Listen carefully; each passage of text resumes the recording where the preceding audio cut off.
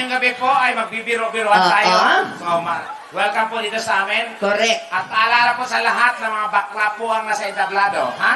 Ang pumapatol sa bakla ay gipit. Correct, ha?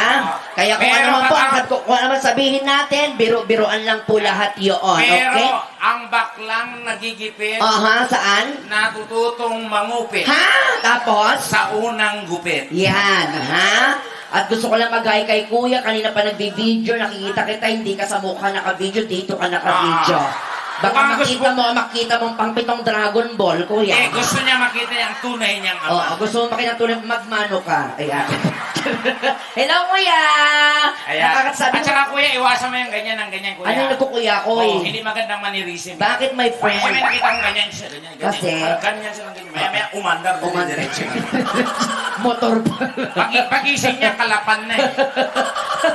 Well, speaking of na lang, dito tayo ngayon, syempre may kailangan tayo, hindi natin hayang matapos kung gabi ito na hindi acknowledge ang mga taong naging dahilan ng ating pagpunta dito, simula kanina pa, di ba? Pagkain natin sa bahay nila, ang sasarap ng mga pagkain, grabe. Diba ang mga taga-banso talagang magsagot? Yes, kaya my friend, dapat natin silang i-acknowledge isa-isa. At kung gaano nyo po kami winelcome, ganun din dapat po, because without them,